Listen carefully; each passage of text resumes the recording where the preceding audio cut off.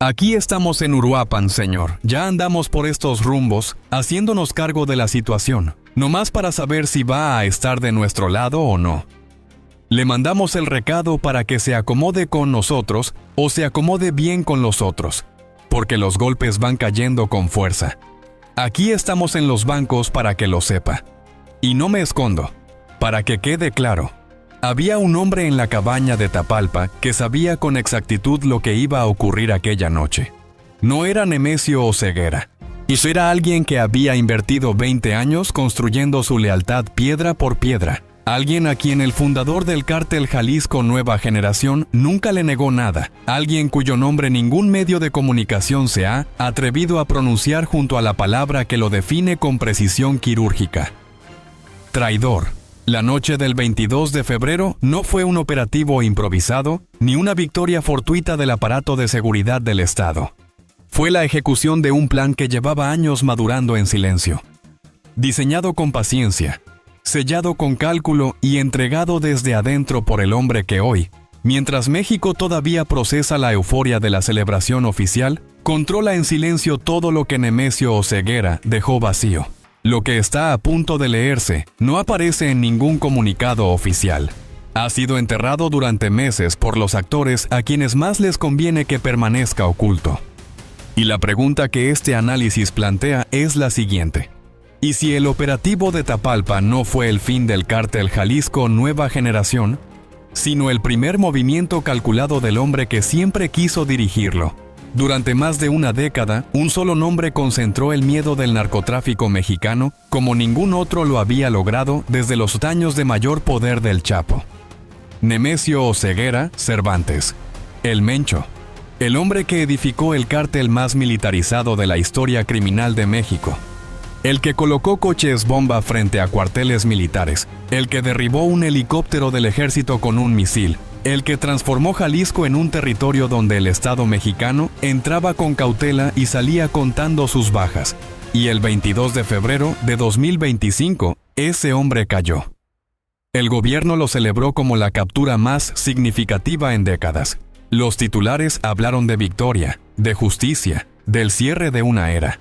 Pero hay algo que esos titulares omitieron deliberadamente. Que mientras México festejaba, alguien ya estaba moviendo las piezas del tablero que el Mencho dejó vacío, con una precisión que no es posible improvisar en horas, con una velocidad que solo tiene sentido si ese alguien llevaba años aguardando exactamente este momento, con los movimientos ya ensayados y las alianzas ya tejidas. ¿Quién es ese hombre? ¿Cómo lo hizo? ¿Y qué significa para México lo que viene después? Eso es exactamente lo que este análisis examina con la profundidad que el tema exige y con la honestidad que los medios convencionales no se permiten. Para comprender la guerra que se avecina, es indispensable entender primero a los dos hombres que la van a protagonizar dentro del cártel Jalisco Nueva Generación. Dos hombres que durante años operaron dentro de la misma estructura bajo las órdenes del mismo jefe, construyendo poder en silencio mientras el mundo dirigía su atención al Mencho. Y dos hombres que ahora se observan mutuamente como el principal obstáculo entre ellos y el trono más peligroso del continente americano. Juan Carlos Valencia González, conocido como el 3, para el mundo exterior, para la narrativa que el propio cártel Jalisco Nueva Generación construyó con cuidado durante años, es el hijo adoptivo predilecto del Mencho, el heredero designado. El hombre que el fundador eligió para perpetuar su legado cuando llegara el momento inevitable. Pues para la Agencia Antidrogas de los Estados Unidos es algo más específico y más frío. El líder del grupo élite, la unidad paramilitar de la organización, responsable de las ejecuciones más atroces que el cártel ha cometido en 2 décadas de existencia. El hombre que convirtió la violencia del cártel de una herramienta táctica en una política sistemática de terror aplicada con una consistencia que sus predecesores no habían alcanzado. El 3 reclama el trono por derecho de sangre, y no sangre biológica, sino la sangre del linaje criminal, que en el narcotráfico mexicano tiene un peso que trasciende la biología y que determina quién tiene legitimidad para reclamar una posición de poder y quién no la tiene por más recursos que acumule. Es el heredero porque el Mencho lo eligió.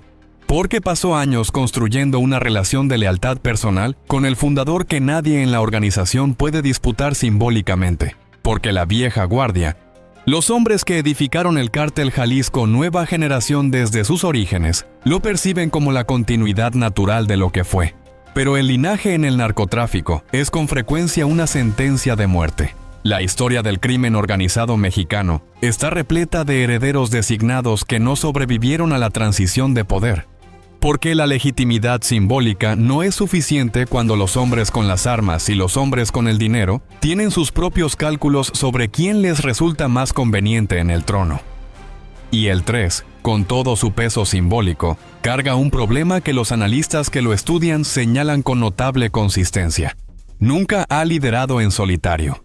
Siempre operó bajo la sombra del Mencho, con la autoridad del fundador como respaldo de sus decisiones, con la estructura del cártel como red de contención de sus errores.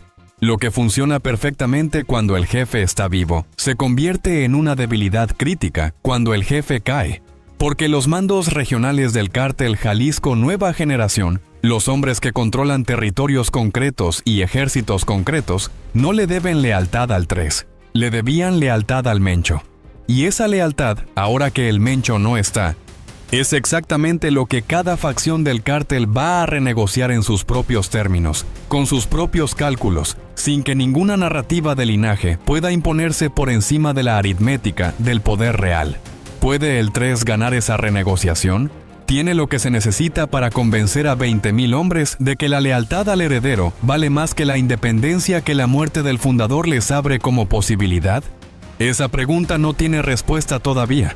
Pero la respuesta se está escribiendo en este momento en las calles de Puerto Vallarta, en las brechas de la Sierra de Jalisco, en los puertos del Pacífico mexicano, donde el dinero del fentanilo entra y sale sin que ningún comunicado oficial lo mencione con la precisión que el fenómeno merece. Y entonces está el segundo hombre, el que tiene un oficio como apodo: Audías Flores Silva. El jardinero. El nombre evoca algo apacible, algo doméstico, algo completamente incongruente con lo que este hombre representa en la estructura del Cártel Jalisco Nueva Generación. Y esa incongruencia es exactamente el punto. El jardinero lleva décadas construyendo poder en silencio, sin los titulares, sin la visibilidad que el 3 cultivó como parte de su rol de heredero visible. Mientras el mundo observaba al Mencho y al 3, el jardinero edificaba el único tipo de poder que en el crimen organizado nunca se puede confiscar completamente: el control de los flujos. Nayarit, Zacatecas y la joya de la corona, el elemento que hace al jardinero no solo relevante sino indispensable para cualquiera que aspire a dirigir el Cártel Jalisco Nueva Generación con alguna coherencia operacional: el puerto de Manzanillo. Manzanillo es el punto de entrada principal de los precursores químicos que llegan desde China y que constituyen el insumo fundamental para la producción del fentanilo, que en este momento representa la principal fuente de ingresos del Cártel Jalisco Nueva Generación. Sin los precursores que entran por Manzanillo, el cártel no produce fentanilo. Sin fentanilo no existe el flujo de dinero que sostiene su estructura militar. Sin ese flujo de dinero, todo lo demás se derrumba con una velocidad que ninguna narrativa de linaje puede detener. El jardinero no controla el símbolo, controla el grifo. Y en el crimen organizado, la persona que controla el grifo posee un tipo de poder que la legitimidad simbólica no puede superar en el largo plazo, porque puedes desafiar el linaje, puedes disputar la narrativa del heredero, pero no puedes operar sin el dinero que proviene del grifo que alguien más controla. La inteligencia mexicana sostiene una hipótesis sobre el jardinero que, de ser verdadera, reescribe completamente la narrativa oficial de cómo y por qué cayó el Mencho el 22 de febrero. Fue el jardinero quien negoció el pacto de Tapalpa, no como traidor en el sentido emocional del término, sino como estratega que comprendió algo que el 3 y sus lealtades familiares no podían ver con la misma claridad: que el Mencho, con su insuficiencia renal avanzada, con su exposición creciente generada por la presencia de María Julisa en sus círculos más cercanos, con la presión de Harfuch intensificándose mes a mes, había dejado de ser un activo para el negocio y se había convertido en el principal riesgo operacional de la organización. En la lógica fría del crimen organizado, Eso tiene una sola consecuencia lógica. Un activo que se convierte en pasivo tiene que ser reemplazado. Y el jardinero, ¿qué piensa en términos de negocios más que en términos de lealtad familiar? Fue el primero en procesar esa lógica hasta sus últimas consecuencias. Su oferta a los actores que podían garantizar la impunidad operacional fue concreta. La ubicación del Mencho, la desactivación del anillo de seguridad en el momento crítico y la garantía de que el Cártel Jalisco Nueva Generación posterior al Mencho sería una organización más predecible, más enfocada en el negocio y menos inclinada a los excesos de violencia espectacular que generaban la presión internacional que complicaba las operaciones de todos los involucrados. A cambio pedía una sola cosa: ser reconocido como el nuevo interlocutor válido, el hombre con quien los actores que necesitan que alguien controle el caos en el occidente mexicano pueden hablar y esperar que lo acordado se cumpla. ¿Alguien aceptó ese trato? ¿Existe el Pacto de Tapalpa en los términos en que los analistas lo reconstruyen? No hay confirmación oficial, pero hay algo que sí puede observarse con los datos disponibles. El jardinero sigue libre. Sus territorios en Nayarit y Zacatecas no han sido objeto de la presión operacional que el gobierno mexicano desplegó sobre otras zonas del Cártel Jalisco Nueva Generación en los meses posteriores a Tapalpa. El puerto de Manzanillo, ¿qué debería ser el objetivo prioritario de cualquier estrategia seria de desmantelamiento del cártel? Sigue funcionando con una normalidad que los analistas de inteligencia describen como llamativa en el contexto del operativo más importante contra la organización en toda su historia. La ausencia de presión sobre el jardinero dice más que cualquier comunicado oficial. Pero la guerra por el trono del Cártel Jalisco Nueva Generación no puede entenderse sin comprender lo que ocurre simultáneamente en el otro gran cártel mexicano. Porque la caída del Mencho no sucedió en el vacío. Ocurrió en un momento específico de la historia del Cártel de Sinaloa, que hace que sus consecuencias sean exponencialmente más complejas de lo que cualquier análisis enfocado exclusivamente en el Cártel Jalisco Nueva Generación puede capturar. El Cártel de Sinaloa en 2025 no es el bloque monolítico que fue durante los años del Chapo. Es una organización fracturada en 3 facciones, con objetivos parcialmente superpuestos, alianzas históricas que el tiempo y las traiciones han erosionado, y una guerra interna que en términos de violencia producida, ya rivaliza con el conflicto entre organizaciones rivales. La primera facción es la más conocida, los Chapitos. Iván Archibaldo Guzmán Salazar y Jesús Alfredo Guzmán Salazar, los hijos del Chapo que sobrevivieron al proceso de extradición de su padre y que construyeron sobre las ruinas del liderazgo paterno una organización que en muchos aspectos es más agresiva, más innovadora tecnológicamente y más dispuesta a correr riesgos que la que heredaron. Ovidio y Joaquín ya están en Estados Unidos, extraditados y fuera del tablero operacional, lo que deja a Iván y Alfredo como los únicos representantes del linaje Guzmán con libertad de movimiento y capacidad de tomar decisiones en tiempo real, con base de operaciones en Culiacán, con el ejército conocido como los Ninis y los Chimales, con una capacidad de fuego que los propios analistas de la agencia antidrogas describen como la más sofisticada del narcotráfico mexicano contemporáneo en términos de tecnología aplicada al combate. Drones modificados para transportar explosivos, sistemas de comunicación cifrada que las agencias de inteligencia mexicanas tardan semanas en descifrar cuando los interceptan, redes de distribución de fentanilo que utilizan infraestructura de comercio electrónico para alcanzar mercados estadounidenses sin los intermediarios tradicionales que históricamente han sido el punto débil de la cadena desde la perspectiva de la inteligencia. Los Chapitos son la versión actualizada del narcotráfico mexicano en términos operacionales, pero cargan un problema que el dinero y la tecnología no pueden resolver: la traición de 2024. Cuando Joaquín Guzmán López entregó a su propio tío Ismael el Mayo Zambada al gobierno estadounidense en julio de 2024, quebró algo que en el narcotráfico mexicano no se rompe sin consecuencias que perduran generaciones: el código de lealtad entre familias aliadas, que durante décadas había sido la base sobre la que el Cártel de Sinaloa construyó su estabilidad relativa en comparación con otras organizaciones, la garantía implícita de que las alianzas entre familias tenían un peso que superaba los cálculos individuales de conveniencia. Joaquín rompió eso. Y no lo van a olvidar. La segunda facción es la que menos titulares genera y la que más poder real acumula en silencio. La Malliza, la facción de los Zambada. Ismael Zambada Siqueiros, el Mallito Flaco, lleva desde la captura de su padre en 2024, construyendo una posición de liderazgo que los analistas que lo siguen describen con un adjetivo que en el narcotráfico mexicano es más valioso que cualquier otro: consistente. El Mallito Flaco no ejecuta movimientos bruscos, no genera los titulares de violencia espectacular que los chapitos producen con una regularidad que en términos de imagen institucional los complica constantemente. Trabaja con la vieja guardia, con los hombres que construyeron las rutas históricas del cártel durante décadas y que mantienen relaciones de confianza con los proveedores internacionales que ningún dinero puede comprar de la noche a la mañana.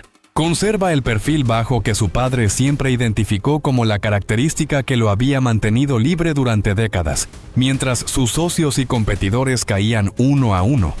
Pero el Mallito Flaco tiene algo que su padre nunca tuvo con la misma intensidad: una agenda personal que va más allá del negocio. La entrega del Mayo por parte de los chapitos no es para los Zambada un episodio del pasado que puede ser procesado, perdonado y superado en nombre de los intereses compartidos del cártel. Es una deuda del tipo que en el narcotráfico mexicano no prescribe con el tiempo y que no se cierra con dinero, sino con la única moneda que ese mundo acepta para ese tipo de deudas. ¿Cuándo cobrará esa deuda el Mallito Flaco? ¿Cómo? ¿Contra quién específicamente dentro del linaje Guzmán? Esas preguntas no tienen respuesta verificable todavía, pero están siendo respondidas en tiempo real en las calles de Sinaloa, Sonora y Chihuahua, con una violencia que los reportes de seguridad del gobierno mexicano registran, pero que los análisis convencionales no conectan con suficiente claridad a esta dinámica específica. La tercera facción es la más antigua y en ciertos aspectos la más intrigante: el Guano. Aureliano Guzmán Loera, el hermano del Chapo que sigue libre. En un mundo donde la mayoría de los hombres de su generación y su nivel de exposición están muertos, presos o extraditados, el Guano permanece en el Triángulo Dorado, la zona serrana de Badiraguato, donde el cártel de Sinaloa nació y donde el control del territorio es tan antiguo y tan profundo que ningún operativo convencional ha podido erosionarlo de forma significativa. El Guano representa algo que en el narcotráfico mexicano de 2025 es escaso hasta la rareza: la vieja escuela en estado puro.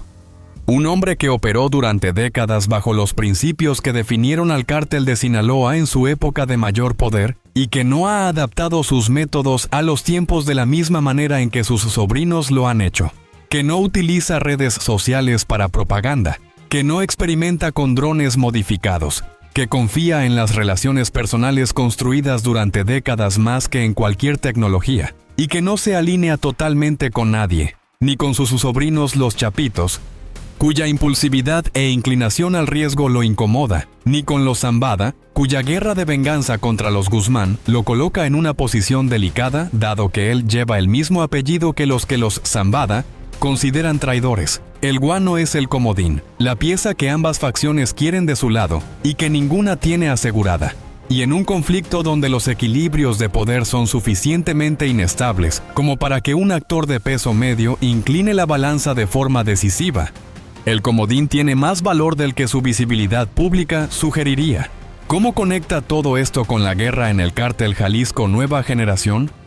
¿Por qué la sucesión en Sinaloa y la sucesión en el cártel Jalisco Nueva Generación son en realidad una sola historia y no dos relatos paralelos?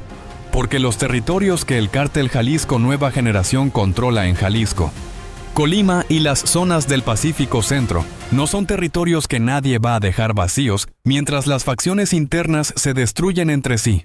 Los chapitos llevan meses desplazándose hacia esos territorios con la precisión de quien tenía esos movimientos preparados antes de que el vacío existiera. No una conquista abierta que generaría la respuesta inmediata del gobierno mexicano, sino una infiltración gradual de bordes del tipo que en la historia del narcotráfico mexicano siempre precede a la consolidación territorial, y que cuando se hace visible ya es demasiado tarde para detenerla sin una confrontación de escala que ningún gobierno quiere gestionar. Están los chapitos aprovechando el vacío del cártel Jalisco Nueva Generación de forma espontánea, como resultado natural de la oportunidad que la muerte del Mencho les abrió, ¿o hay algo más planificado? Algo que conecta la caída del Mencho con la expansión territorial de los chapitos de una manera que sugiere que alguien con visión de largo plazo tenía este escenario anticipado con años de antelación. Recuérdese algo que análisis anteriores de esta serie han examinado.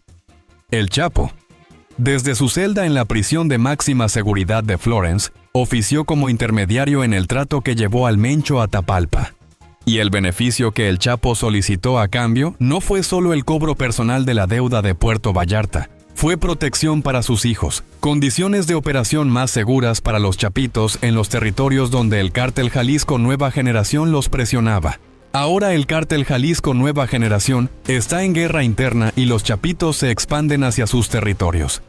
Esas dos cosas pueden ser una coincidencia o pueden ser el resultado exacto que alguien en una celda en Colorado calculó con años de anticipación. ¿Qué ocurre ahora? ¿Hacia dónde se dirige todo esto? Los analistas que llevan años estudiando las transiciones de poder en el crimen organizado mexicano identifican 3 escenarios posibles para los próximos 12 a 24 meses, y ninguno de los 3 resulta tranquilizador desde la perspectiva de la seguridad pública. El primer escenario es la fragmentación total. El 3 y el Jardinero no alcanzan ningún acuerdo. La guerra interna del cártel Jalisco Nueva Generación escala hasta convertir Jalisco, Colima y Nayarit en el tipo de escenario de violencia fragmentada que Michoacán experimentó durante los años del colapso de la familia michoacana. Decenas de grupos pequeños disputándose el control de plazas específicas, sin que ninguno tenga la fuerza suficiente para imponer un orden que dure más de semanas. Sus violencias sin la lógica predecible de una organización establecida. El tipo de caos que es el más difícil de gestionar para el Estado, porque no tiene interlocutores estables con quienes negociar y no sigue patrones que los sistemas de inteligencia convencionales puedan anticipar con alguna fiabilidad. El segundo escenario es el acuerdo negociado. El 3 y el Jardinero llegan a una división de roles que replica en cierta forma la estructura que hizo funcionar al cártel Jalisco Nueva Generación durante sus años más efectivos. El 3 como cara visible, como el símbolo del linaje, como el heredero nominal que otorga legitimidad al proyecto. El Jardinero como el operador real, como el hombre que controla los flujos y que toma las decisiones que verdaderamente importan sin la visibilidad que las hace vulnerables. Ese acuerdo sería el más estable en el corto plazo, pero carga el defecto estructural de todos los pactos entre personas con objetivos que solo parcialmente se superponen. Dura mientras los beneficios de la colaboración superan los costos de la competencia. Y en el narcotráfico mexicano, ese cálculo cambia con una velocidad que hace los acuerdos de este tipo notoriamente frágiles. El tercer escenario es el más disruptivo y paradójicamente el que algunos analistas consideran más probable en el mediano plazo.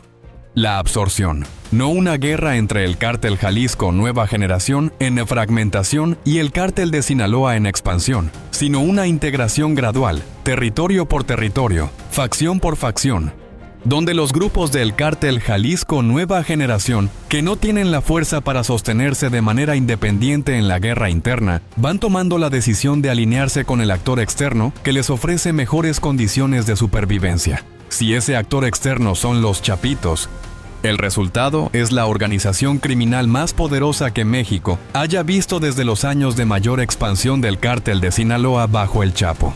Una organización que combina la innovación tecnológica y la agresividad operacional de los chapitos con la infraestructura de producción y distribución de fentanilo que el cártel Jalisco Nueva Generación construyó en la costa del Pacífico mexicano durante 2 décadas. Un monstruo nuevo cuyas dimensiones reales no pueden calcularse todavía, porque todavía está siendo ensamblado pieza por pieza. Ese es el escenario que debería quitarle el sueño a los analistas de seguridad en México y en Washington. No la guerra, la fusión. Hay una última pieza de este tablero que ninguno de los análisis convencionales menciona, porque requiere nombrar algo que los actores institucionales en ambos lados de la frontera prefieren no nombrar directamente: el rol del gobierno mexicano en lo que viene. no en el sentido de la corrupción convencional, que existe y está documentada, pero que es una explicación demasiado simplista para la complejidad de lo que está ocurriendo, sino en el sentido más estratégico. ¿Qué tipo de equilibrio de poder en el narcotráfico mexicano sirve mejor para los objetivos del gobierno en el corto y mediano plazo? Un cártel Jalisco. Nueva generación unificado bajo el liderazgo firme del jardinero. Más predecible y más enfocado en el negocio que en la violencia espectacular, es más fácil de gestionar desde la perspectiva de la seguridad pública que un cártel Jalisco Nueva Generación fragmentado en decenas de grupos sin control central. La paradoja que los gobiernos que enfrentan el crimen organizado siempre tienen que resolver es que la desarticulación de una organización grande y predecible frecuentemente produce el caos de organizaciones pequeñas e impredecibles, que es más violento en el corto plazo aunque sea estructuralmente más débil. ¿Qué prefiere el gobierno mexicano en este momento? ¿Un cártel Jalisco Nueva Generación debilitado pero caótico? ¿O un cártel Jalisco Nueva Generación reorganizado bajo un liderazgo con quien se pueda establecer algún tipo de interlocución? La respuesta a esa pregunta no está en ningún comunicado oficial. Está en las decisiones operacionales de las próximas semanas, en qué territorios se despliega presión y en cuáles no, en qué figuras son perseguidas activamente y en cuáles los operativos tienen la extraña característica de llegar siempre un poco tarde. En el lenguaje de los puntos ciegos selectivos que esta serie ha analizado en episodios anteriores. El 22 de febrero de 2025 cerró un capítulo, el más largo, el que comenzó cuando Nemesio Oseguera Cervantes decidió que el cártel Jalisco Nueva Generación iba a ser diferente a todo lo que había existido antes en el narcotráfico mexicano. Más militarizado, más brutal, más dispuesto a desafiar al Estado de formas que sus predecesores habían evitado, porque entendían que ciertos límites no se cruzan sin consecuencias que no valen la pena. El Mencho cruzó esos límites y construyó con esa disposición al desafío el cártel más poderoso de su generación. Y pagó el precio que todos los que cruzan esos límites eventualmente pagan, no siempre rápido, no siempre de la forma que la narrativa simple de la justicia sugeriría, pero siempre. Lo que ese capítulo cerrado abre es más difícil de leer, más fragmentado, más lleno de actores con agendas parcialmente superpuestas y parcialmente contradictorias que el análisis simple de buenos contra malos no puede capturar. Un heredero que tiene el nombre pero no sabe si tiene los hombres. Un traidor que tiene el dinero y probablemente tiene el trato. Un comodín serrano que no se alinea con nadie pero que puede inclinar cualquier balanza. Es dos hijos del Chapo, que se expanden hacia territorios que su padre nunca controló. Un mallito flaco que aguarda el momento preciso para cobrar una deuda que no va a olvidar. Y un gobierno que tiene que gestionar todo eso sin que ninguna de las opciones disponibles sea completamente buena. Ese es el México del narcotráfico en 2025. No el del titular que celebra una victoria, el del tablero real que existe debajo de ese titular. El que merece ser analizado con la honestidad y la profundidad que requiere. El Mencho cayó. Pero lo que dejó en pie es más peligroso que él mismo. Un vacío de poder que 3 facciones, 2 cárteles y un gobierno están llenando en este momento con reglas que nadie ha escrito todavía. Suscríbete, activa la notificación y comparte este análisis con alguien que necesite entender lo que está pasando de verdad, porque la información es el único poder real que nadie puede confiscarte. Hasta la próxima.